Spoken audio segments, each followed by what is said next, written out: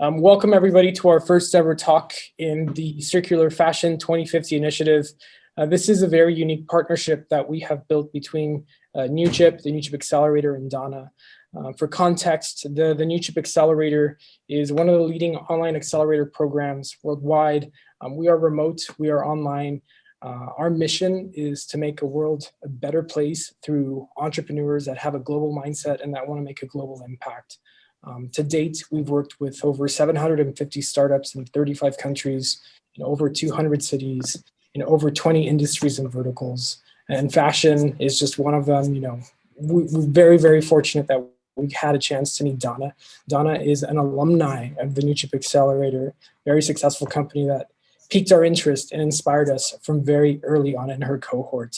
Why this partnership? Why are we doing this? Why circular fashion? Because it's very, very important. We find ourselves today at an existential crossroad in many regards, the environment being one of those most fundamental challenges that we face.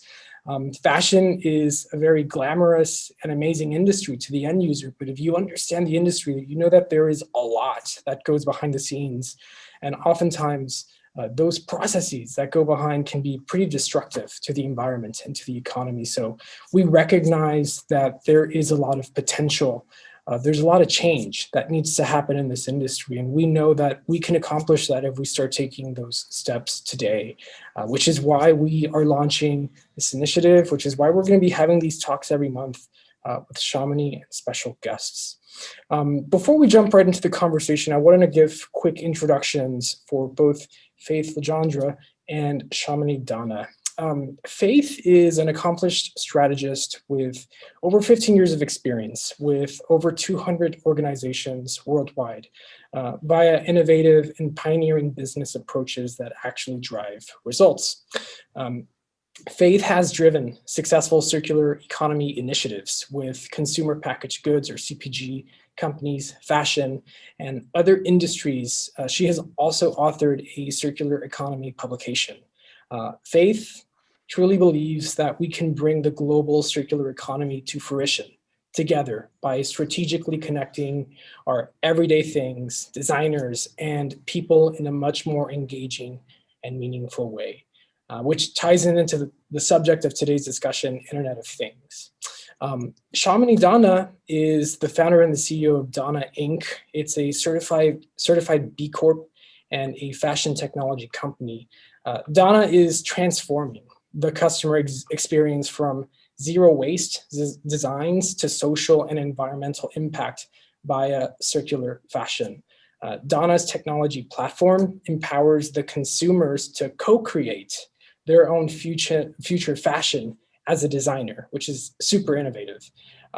It also allows the consumer to make choices based on environmental and social impact, and also celebrate those creations to be the solution to climate change. Faith, Shamini, what a pleasure to have you here. Shamini, I'm gonna let you take the mic now as we jump right into it. Thank you, Armando. On behalf of Dhana Inc., I just wanted to say how privileged, honored, and grateful we are to work with NewChip. And I would like to stress that NewChip is a global accelerator program. And so this particular interview discussion will travel the globe. And what better topic to launch off than the Internet of Things? Right, and with fashion at the same time. So to paint some pictures about what is fashion today and what sort of challenges we're facing. So it's almost a $3 trillion industry, and every second a garbage truck full of clothing ends up in the landfill. So we do have an issue. So that's about 70% of that $3 trillion industry. We all wear clothes, so it's a global issue. It's a global problem.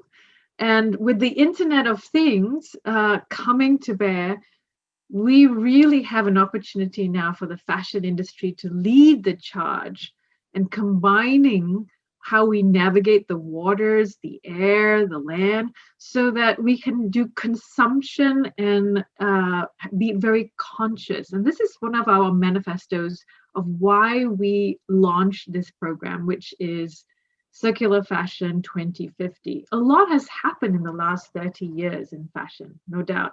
But what will happen in the future, I think, is more critical to have a discussion today, in the next decade, in the next 20 decades. So I joined my fellow colleague and friend, Faith, with which we've got to know over years now. And we actually met on the Circular Economy conference, didn't we, Faith? We did. I saw you in the audience, and then you stood up to ask a question, and I said, "This woman gets it. She sees the future. She's a visionary, and she also understands the interconnection between people, prosperity, and our planet." So Yeah. it's been a delight ever since. Well, I remember us going to talk about, I made the statement with you, and I keep on telling people this, we put a piece of clothing on ourselves every day, and it has the power to connect us to people and planet through this medium of fashion. And that we actually are in a void, and we believe that this is now the next engagement, the next conversation that we're going to have is clothing and where it comes from, and the stories that we're going to talk about our clothing, and the connectivity to both social side and the garment workers, as well as the environmental impact. So IoT, Internet of Things, is fueling this. So Faith, when was the birth of IoT? The birth of, I know, we always look at where did this fancy thing start, right?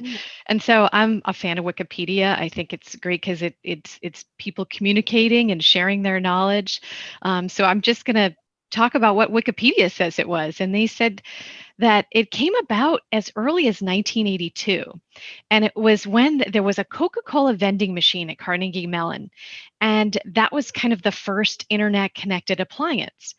And it could report the inventory, if it was low or need to be refilled. It also reported on if the drinks were cold or not. So and a lot of people over the years thought, the Internet of Things, it must have just started in the 2000s. But I think we were proved wrong there with good old Wikipedia, again, giving us some good statistics there, and the birth of IoT, if you will, around 1982. Yeah. And I read recently the statement, which I wanted to share with everyone here, which lends really well to you because of your background. And that is the Internet of Things can be defined, at least by Cisco, as the point in time when more things or objects were connected to the internet than people. This is according to Cisco. That point happened around 2008 to 2009. And you were with Cisco for the longest time, right, Faith? Yes, that's exactly when I started with Cisco in 2008. I'm no longer there, but it was a great organization, and they really are truly leaders in IoT. And it was exciting to understand how people were solving the world's problems and humanity's problems with IoT. And I think that's something to bring about. We hear so much today around how technology is so invasive and so this and so that, but it really is helping people get food that they need. It's helping making sure that your water is clean. It's helping making sure that you get the best health care. It is the tech for good, as a lot of people are talking about. And I always like to look at what good can come out of things. I think the inventors, of yesteryear, they were looking to solve today's problems and to help create better lives for humanity. And I really feel that that's what IoT is going to do for all of us as well. So why now? Why now do you think IoT has become so relevant to the fashion world, right? I mean, I have a theory, and I do believe that it is because, it's top of mind. We're in COVID-19, it's the pandemic, right? We've seen virtually everything from the news media to outside the blue skies, no travel. And it's happening where the environment is changing, and fashion has been noted as one of the most polluting in the world. And customers, right, through the internet and information, through all this data, we've really, as consumers now, and especially Gen Z and millennials, wanting to be the solution to climate change, right? And so IoT provides data, it provides connectivity, and these devices, this data is allowing us very much to understand in a meaningful way where the output is and where the impact is. Don't you think? Absolutely, absolutely. It's so funny. Many years ago, I posted something. I forget which social medium it was on, and I said, I think in the future we're gonna go to a store. This is, pre-e-commerce, when before e-commerce got big, and we're gonna see a little video box, and in that video box, it's gonna show us where that product came from and the journey that it took. So it's going to show us, like Stephanie Benedetto talks about, the Queen of Raw, Right. where that sheep was sheared and making sure that that sheep was taken care of, and making sure that the farmer that sheared the sheep was taken care of. And then the water, what was done with the water when the dyeing process happened. And we'll see that transparency and that journey. And we've seen that time and time again. I think that's why, in answer to your question, it's now is the time, because you see this convergence. You see this interconnection between people demanding to know more about where their products they're purchasing come from. It's also, since 2000, the cost of raw materials has been increasing. So in yesteryear, it was going down. And so, we're in this big boom and everything's being manufactured. But in 2000, the cost of those raw materials started to go up drastically. So your cotton is going up, and other types of things that we grow to make into these beautiful fabrics and materials are costly. So companies are saying, okay, so I'm getting constrained from consumers, wanting to know more. I'm getting constrained from the like my cost, my CFO is kind of breathing down my neck. Right. And it's also ESG. It's also from a finance perspective as well. People are not investing in companies that are not looking at ESG, environment, social, and governance. So it's from that financial perspective. And then it's also, I think leaders are becoming more conscious around business, and they're saying, let's be conscious leaders, let's lead consciously, and this is the right thing to do. This is the right thing to let people know, what to be transparent, and let's use the technology to facilitate that, to give consumers what they want and also protect our planet at the same time. Yeah, I know. I totally agree with you. There's more demand than ever. In fact, with the calamity, there's a recent survey just came out, report just came out with McKinsey in Business of Fashion that talked about the severity of the industry at large.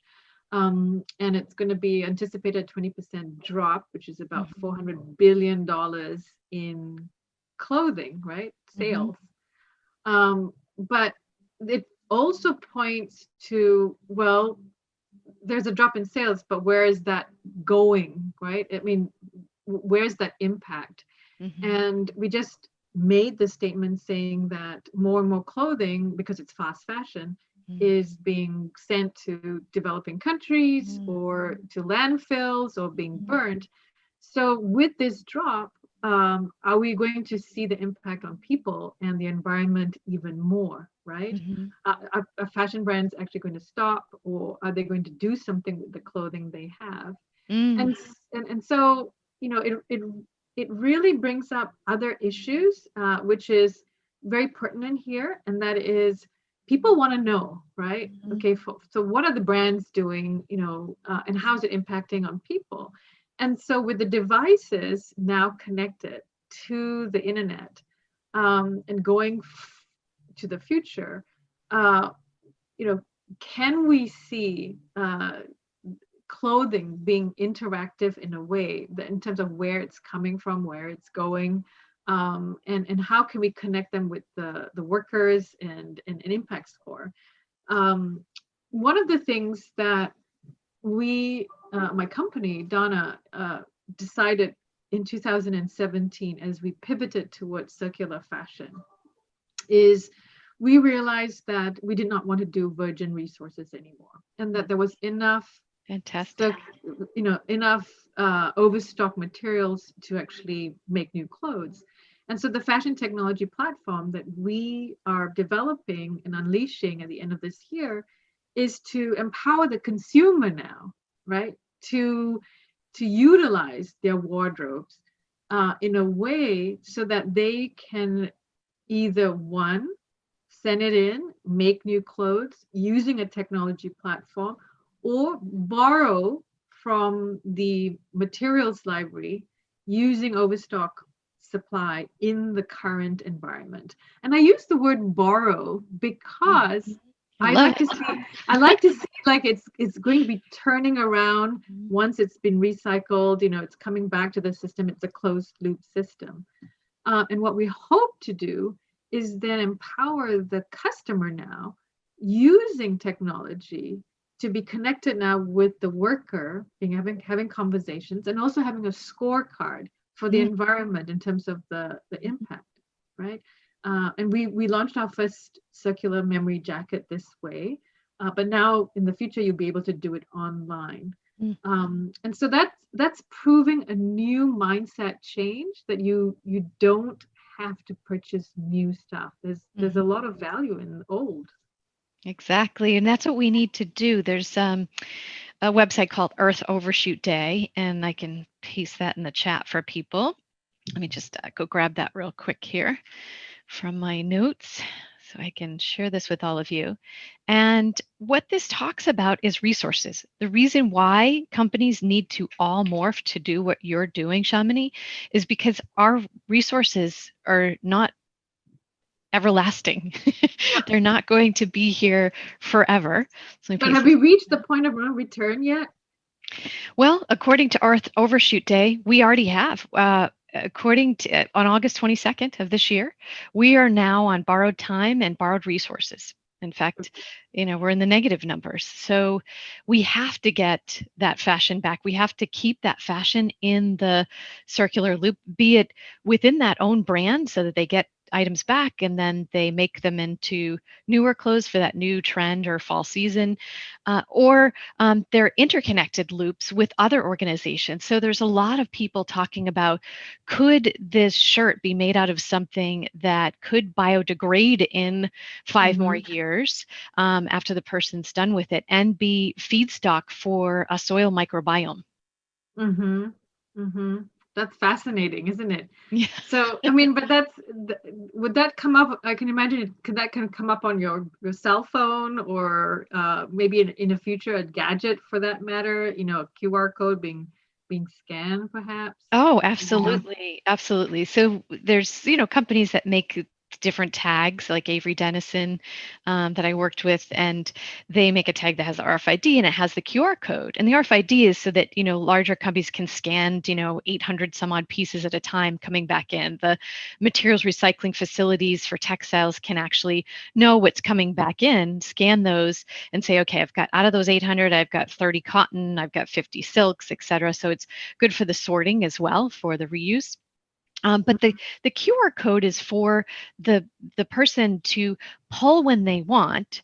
It's not pushed to them, right? Because that's also become an issue lately. Is we're inundated with all these different things, and do we need them all when we're being inundated? So right. With the QR code, you self-select in.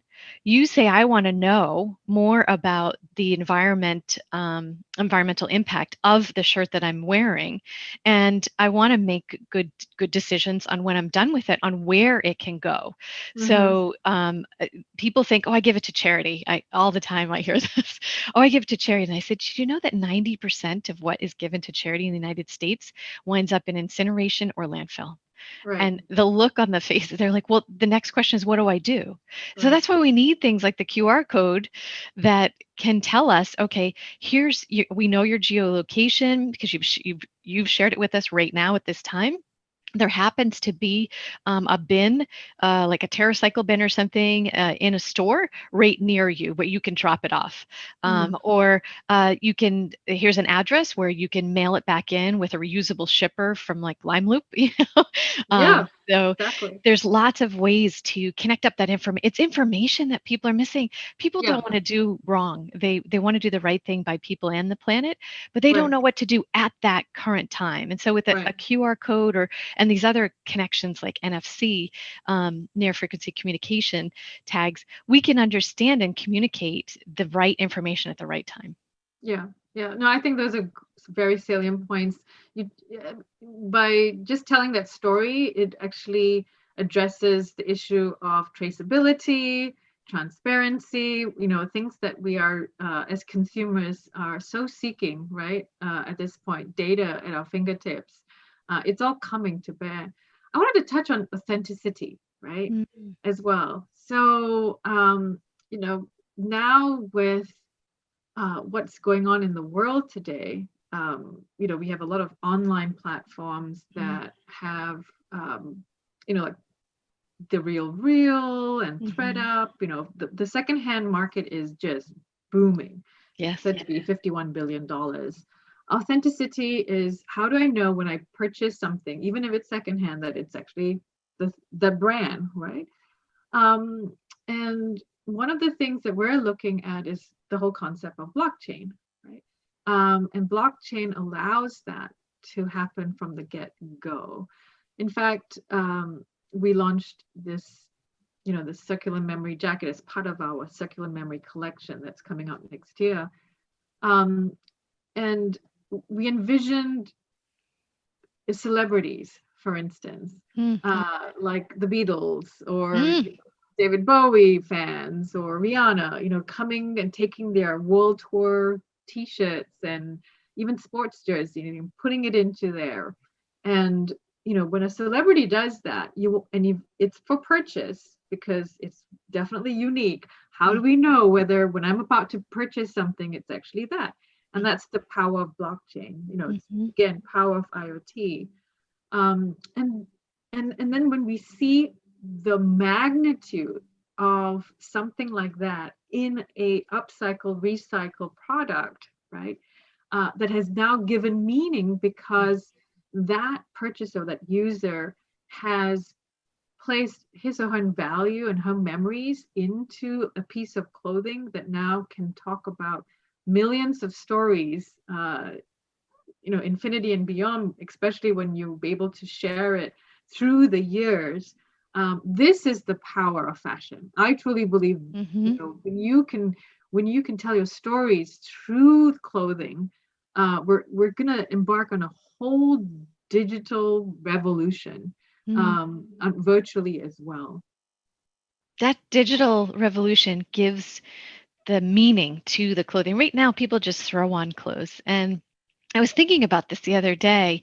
At a thrift store, you pick up an item, and I said, "This thing has so many stories. I bet. Mm-hmm. I bet it has. I bet it has great stories.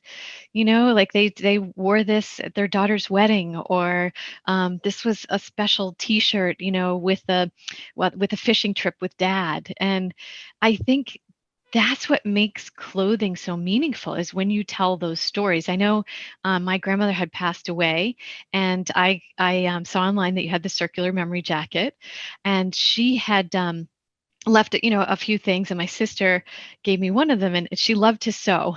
She wasn't the best sewer, but she loved to sew, and she Right. would cut off the bottom of these little sweatpants, and she would sew these crazy like pattern pockets onto the sweatpants, so that she loved to buttons and little things. And so I have these pair of pants that she made, and they're just hanging in my closet, and I thought, what can I do with this to make it more meaningful to me, to honor her? Right. And so I'm excited. That's one of the pieces that I'm going to put in my circular memory jacket, because it's soft, right? So I'm like, oh, Yeah. maybe I'll put on the sleeve so I can remember, like when I sat on her lap, or when I gave her a hug. From that sweater she was wearing. And I think this is what, through these stories, that with the Internet of Things that will track all the way through the pieces of material with blockchain, you don't have to just track the the garment itself as a specific blouse like I'm wearing now, or your lovely black blouse that you're wearing. It can be even broken down in that smaller, the buttons. It could be a special Yeah, button. yeah, the trims. You could be the Exactly. lucky winner of a button that Pharrell wore, right? When Yeah, he was getting absolutely, an absolutely. award or something. Um, Yeah, and that would be great because that story continues on. So I think these stories will be, excuse the we pun, into yes, weaved into and interwoven into the clothing, and it makes it so much more meaningful. I would yeah, love to know where things came from and how people enjoyed them, and continue on and add my story yeah, to, because that's exactly. the And power of yeah, and to your point, Faith, I really do believe, as much as the fashion industry is collapsing, and we're seeing lots of grim stories, I believe, and I firmly believe that in the next 10 years, if not two, we're going to have a digital revolution on the virtual world, because the 3D rendering is coming, where we'll all Mm, have our own digital use. That's what I'm calling it, because avatars have become such a buzzword. So I call it the digital you, right? So these stories that you're just talking about, right? So you get to choose how you're going to be manifested in the virtual world. And with the creations you make in this world, you'll be able to tell those stories over and over again with video imaging and things like that. I mean, one of the stories that one of our customers, Adam Tucson, and Adam Ortiz, and he actually had this T-shirt called he had just a simple blue T-shirt with a pie on it, and I said, share with me what this means to the you. symbol, the mathematical Yeah, symbol of yeah, pi, right? Yeah, the yeah, two yeah. He things says, almost. well, March the 14th, in sixth grade was Pi Day. There's a Pi Day on March the 14th. And his math teacher gave a challenge to the whole entire class and said, you get the pie of your choice, the food pie, as long as you can memorize the digits in pi. And so he took up Awesome. this challenge, and he memorized 100 digits. Oh my gosh. And I actually asked him how he did it. And he said through rhythm and through the tunes. Oh, And I said, how fascinating. But what was really interesting, he put that T-shirt into his jacket. And now it means something big to him, because ever since he did that in his life, remember, he was in sixth grade, wow. changed his whole entire life. He's now pursuing his university degree in mathematics. Oh my goodness. He learned how this Yeah. this concept of pi is used for revolution, evolution, and 3D. That's a concept, and it's for everything. Mm, And so brilliant. this is the power of stories, right? Mm-hmm. This is, and that came from a single T-shirt, and that was like, I learned something that you can actually memorize better through song, Mm-hmm. Mm-hmm. right?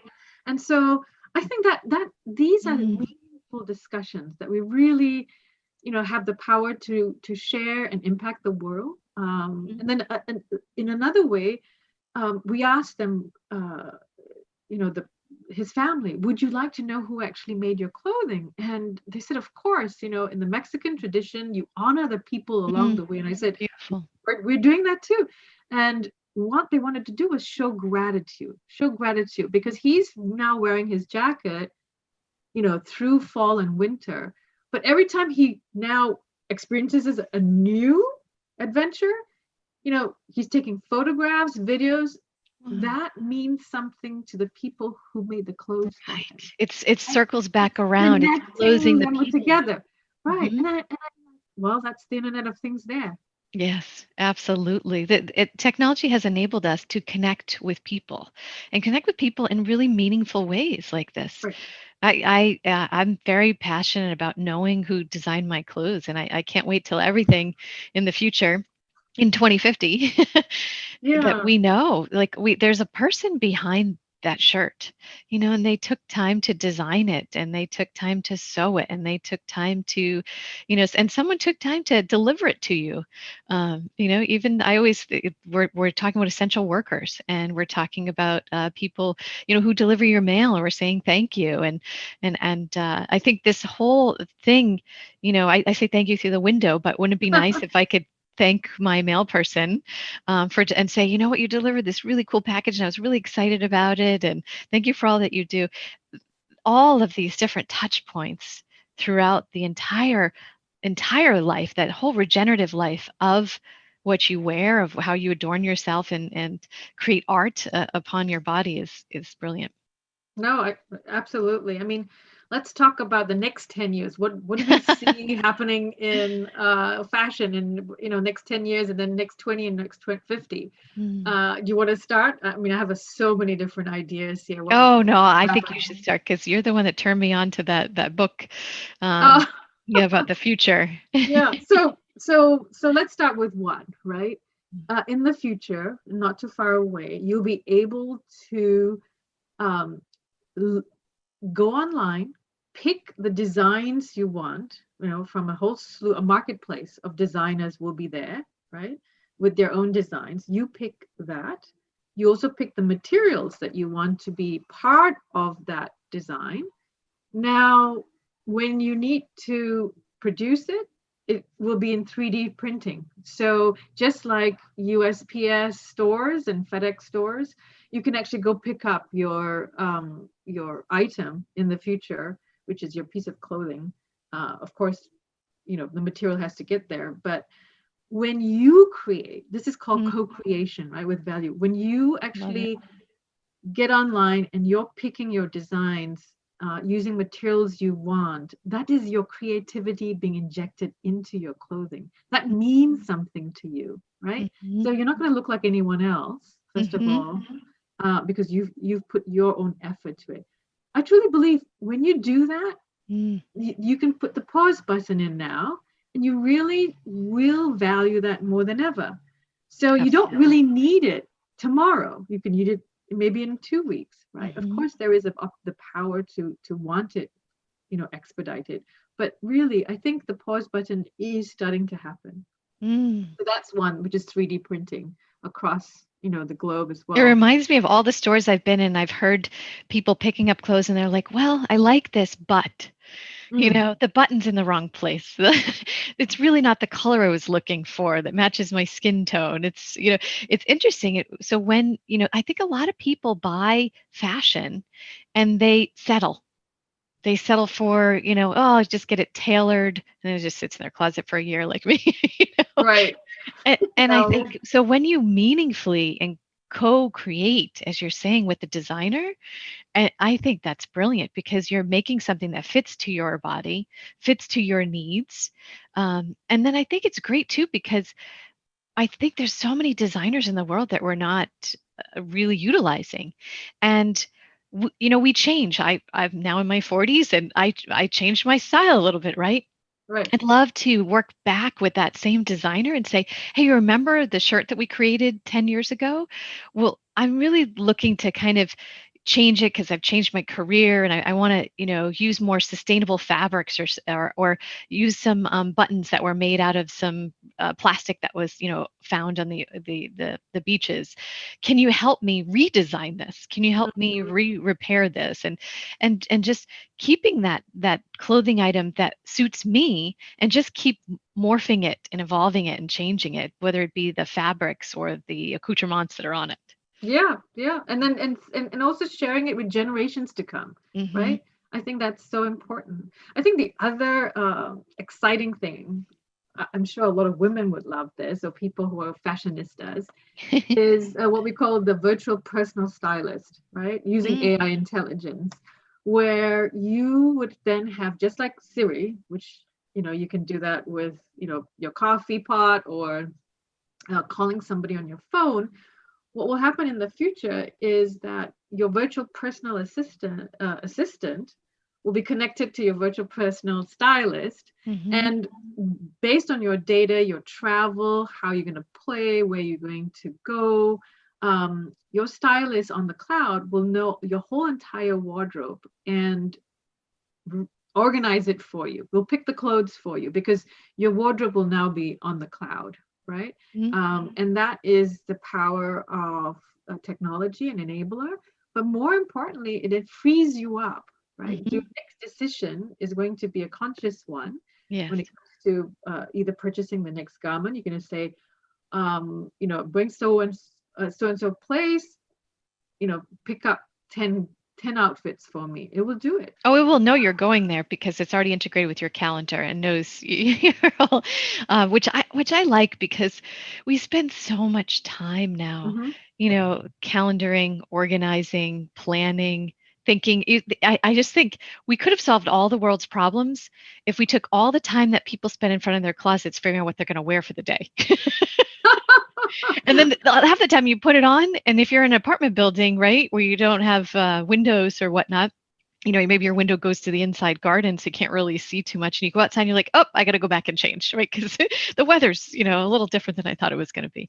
I just think if we get that time back, that would be great. We could really be spending time with family and friends instead of in front of our closet. So that I would partake of that immediately because, and I think my partner would really enjoy that because he's constantly waiting. He's like, just pick something and come down the stairs. No, I get it. I get it totally.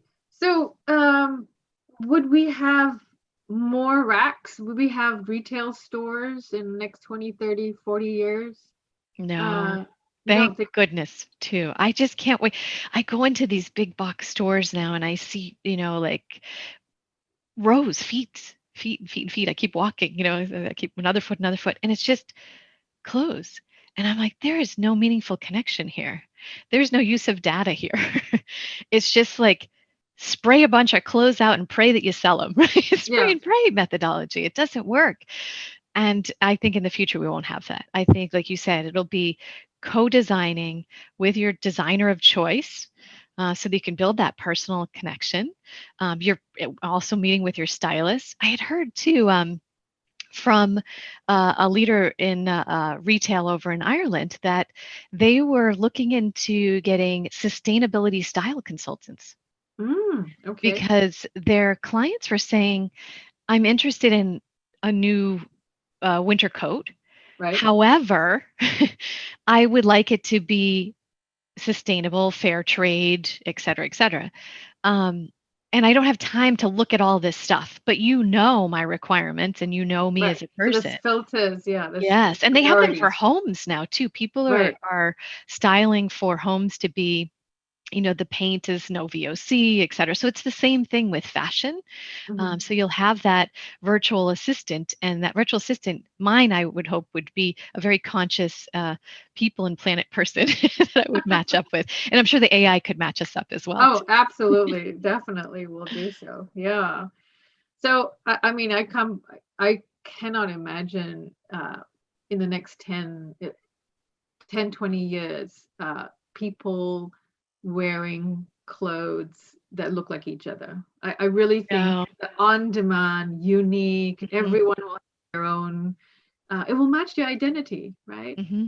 We used to purchase clothing because of performance and functionality. Yes, that will still happen, but we'll be able to create it because the data will be there in terms of what materials. And it's self-expression, right? Self-expression is important. And so what better way to do it yourself? With technology now, it's just becoming so much more easier. And then, of course, the explosion in the virtual digital world with your virtual avatars. That at one point there was this thing called the Second Life, and probably still exists. I was in Second Life. I had a special name and everything. I remember. So imagine that to be the virtual world for fashion, right? So everybody, 4 billion people on this earth, all connected, having their own avatar, your digital you, walking around, and being part of a whole entire economy. And it could be gaming, it could be collaboration. That's all coming, and we don't have it yet. So it's the social media for fashion, right? This is the world that we're creating, and we're embarking on that as well. So we'll be collaborating with a whole bunch of people on that platform. But I can't wait because I think people love to express themselves virtually, and why not through fashion? Absolutely. Art is important. Art is, we need two things. We need food to sustain ourselves, and we also need art. We need art because you know, ever since the caves where people were drawing pictures years ago, it just shows the importance of art. Art is meaningful, and art creates culture, and it creates a world that people want to live in. Yep, definitely, definitely. So, with time, we should Oh, take yes, some we did. questions here. Yes. Yeah, and I'm looking at some of the questions. One of them would be from Clifford, and he says, "Hi, Clifford." He says, "How can all these positive efforts stand up in the marketplace as the oil industry continues to flood the market with cheap plastic-based clothing materials?" Thank you, Mm. Clifford, for Yeah, that thanks, Clifford. answer. Yeah. There's it's interesting because as Shamini, you know, there's companies that are answering the call about plastics and clothing, and Mm-hmm. they're wanting to make those fully circular as well, Mm-hmm. like Worn Again. Uh, Yep. so that's what's fantastic, where they are strategically placing manufacturing places that can take back those textiles and make sure that those plastics aren't degrading in landfills or burning and putting certain things into the air, that they're put back into circular textiles and circular fashion. I was just reading my email this morning, and a gentleman reached out to me and said, he works for an innovation company around laundry, and said, we're working on a laundry machine that will make sure that the plastics in clothing doesn't go into the waterways, isn't dumped back out into the Mm-hmm. sewage. So we're making sure that even the plastics inside of clothing, which are needed for performance issues, it also helps a lot of clothing last a lot longer Yeah. So as well. the elasticness is the stretch. That's a, yeah. Exactly, where they can do the memory, where it can perform much better. So you're seeing people that are concerned about this, from the laundry people making washing machines to people who are actually making textiles as well.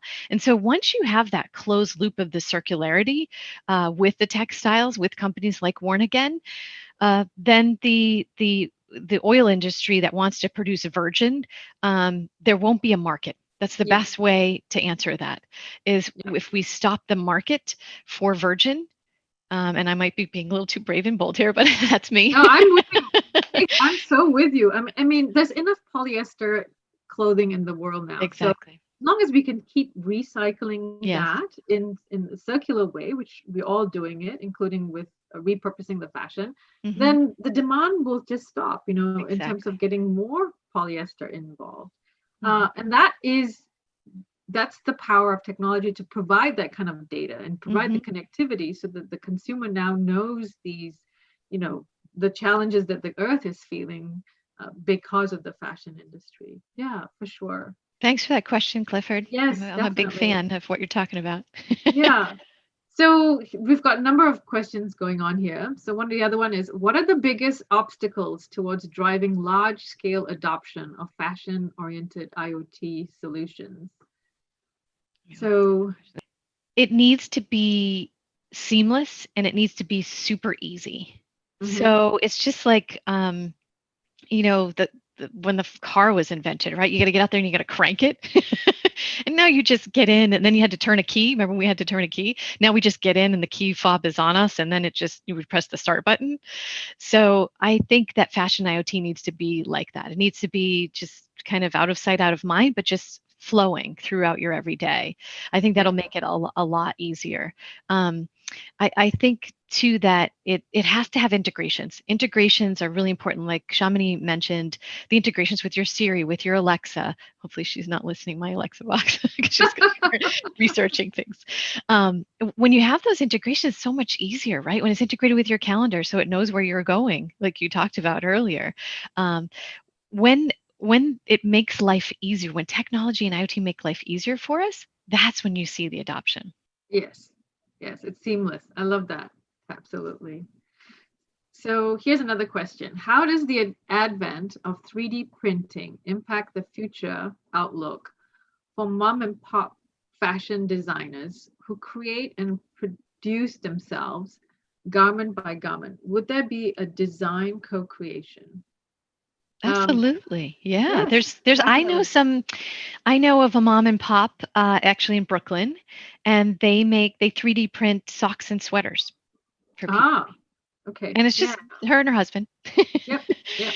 And they co-create with what people Yep. want. They put on like, stitch in different things with some sustainable fabrics and that last and are fair trade and everything. So it's interesting because the cost of 3D printers have come down so much that Yes. people will eventually just have them in their home. Thank goodness I was working on fixing something with my partner, and it was a little tiny piece and it was cracked like that went into a valve. And I was like, oh, if only with a 3D printer. Because now we got to go online, we got to find out who makes this. It's gonna come from really far away, lots of carbon emissions to ship it here. The carbon emissions will drop drastically once we do that 3D printing. And of Mm-hmm. course, a lot of people talk about 3D printing the materials and having too much of things, but we're going to really look at those materiality of those things, and what you're putting in your 3D printer could be something that you could compost in a set time that you set up. It could be something that's feedstock, like we're talking about, for the Right. soil microbiome that's needed in your local community garden area. So a lot of people are working on these different ideas to make sure that they're looking at the full ecosystem, not just 3D printing, but Yeah. 3D It's printing with a holistic. Yeah. yes. Absolutely holistic. No, great answer. Definitely. Let's take another one. It seems like the future of fashion will be largely decentralized. Is this the case? Will fashion design continue to come primarily from the main fashion corporations, or will the bulk of fashion designs and sales come from individual designers and stylists? Well, let me take that one. That's Yes, my please. This is your area. fine. This is your vision. Um, well, I foresee a marketplace, right? So no different from most marketplaces today, whereby you will see sellers and buyers across the world, right? But the joy that the customer is going to have is the following. A marketplace where they'll see all sorts of designers, right? From all sorts of different functionality for the wear of the clothing. So you can have couture, you can have play, you can have just simple active wear, right? So um, it's not decentralized, but with the ability to deploy where you want that produced, then the second step will be then the cut and sew will happen, right? Depending on where you are, where you're about to travel, right?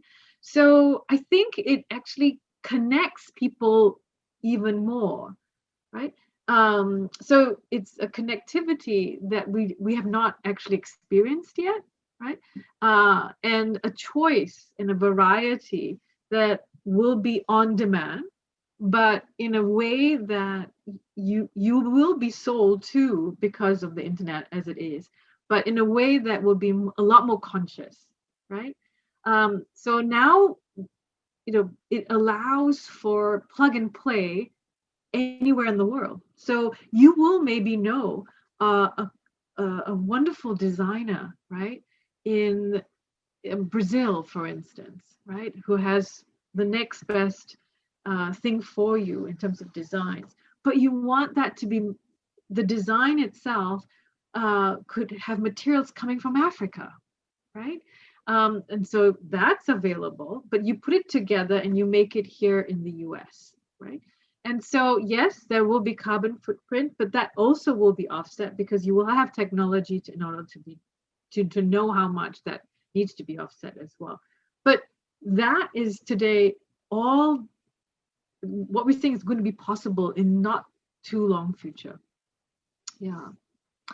So let's do the other one. How are the newest generations thinking about fashion today, and how might their expectations evolve over the next 25 years? Interesting.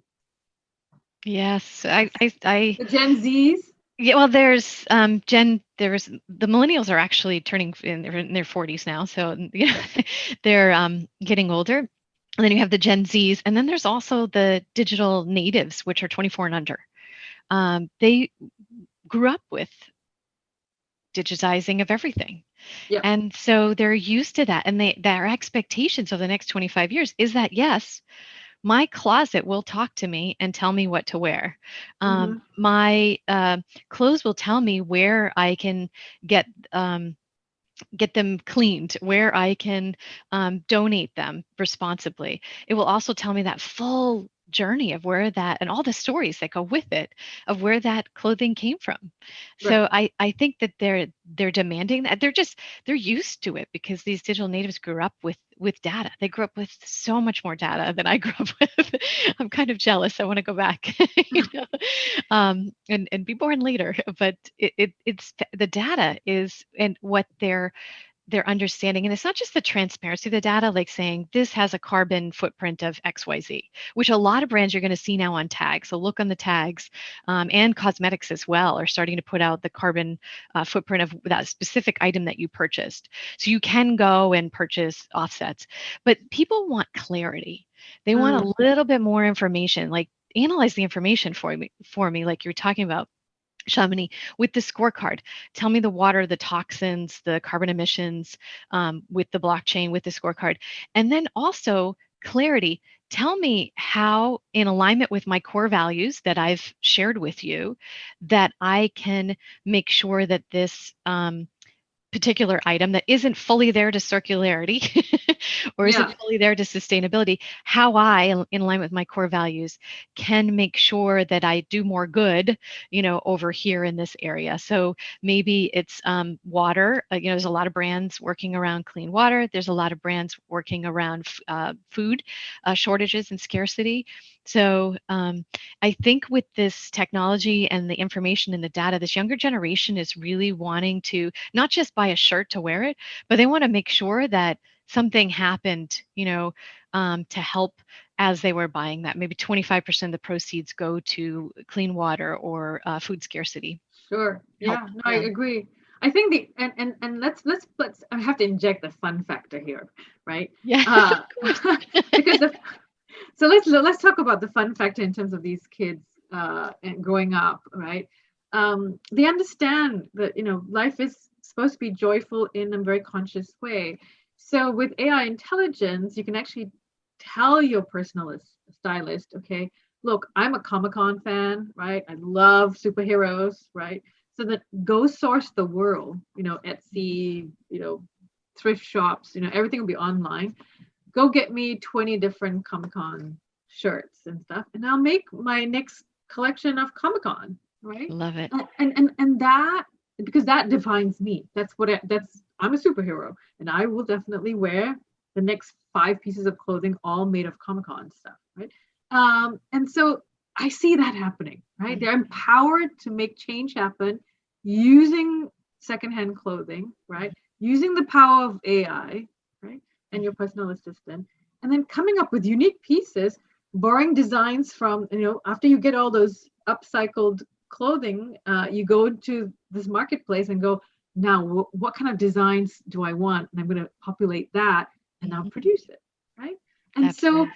so I think this is birthing a whole generation of creativity, of people who just, not just they want to be different, but this is their self-expression, really, right? And in the same time, they know that, yes, approximately, one piece of garment saves about, 700 gallons of water. That's the data there. And then they can go and make impact. They can make influence, right? So they go back to the virtual world and say, look, I've saved this much. And it actually looks cool. Yes. Right? It's one of a kind. And I think that's what they want to do in fashion. The younger generation gets it. They want to take charge, right? And all the power to them. Speak up, stand up, do good. Yes, absolutely. The younger generation, please give voice to values. Yes. We need you. We definitely need you. I think another So, point too, one more thing, if I could just mention about the future, yeah. because we're trying to inspire people. Clothing right now is about the expression of self, through the colors and the designs. You'll see also that it will become essential to health. Mhm. And so you have clothing that's being designed and innovated right now, even, and by 2050 will be of just common, where it senses your moisture, and it might say, and it Yes. senses your skin, and it'll say you need to drink water, because in your brain there's actually two different pieces, one that tells you to drink just water and one that tells you to kind of eat some food that has some hydration in it. And so they're studying this. And so the clothing, because it's the closest thing to your skin, can sense all sorts of things. So it can sense when you need to drink water, maybe when you need to eat an apple. And so it can recommend that. It can be tied into your specific microbiome results, like from Viome and these other type of companies, and match up and make those recommendations. So it can say, today I think you should have a pear, for your snack instead of those chips, Right. and help you along the way as well. I think the other thing too is that right now we have very reactive healthcare, and in the future, clothing will help us have preventative healthcare. So Mhm. they have studies being done right now where on scent, and they can smell on Parkinson's, for example, on the upper back of people, and they're doing research around this. So your clothes can sense and get you healthcare that you need way before it's too late. Right now, where we have the reactive healthcare, but we can have a lot more proactive healthcare because clothing is next to your skin, and the skin tells a heck of a lot. Yes. Yes. Yes. Well, that's great data. Thank you for that story. I mean, that's unsurmountable in terms of like the implications, right? And Clothing is more than essential in the future. It could yes. save your life. Yes. I think that's where we're headed towards. Hmm. So I know we're running out of time, and thank you all for all your good questions. Yeah, this Let's is keep fun. let's keep this conversation going. I just want to end with this statistic. Gartner predicts, in terms of the connected things, that there will be over 25 billion devices all connected by 2021, right? And who knows into the future. And so we hope to see fashion playing more a role in connecting the dots to both just human lives as well as the impact in planet. So stay tuned. If you like this particular conversation, and I want to thank Faith for great Oh, conversation thank you, here. Armando and Shamini. Yeah, we will continue this offline. We will have a website coming up and launching. It's called CircularFashion2050. So join in the conversation on IoT and the impact of fashion over there. And we hope to see you real soon. So thank you so much, Faith. Thank you. It was a real pleasure for sure. And let's stay connected, guys. So take care and remember, co-create with value.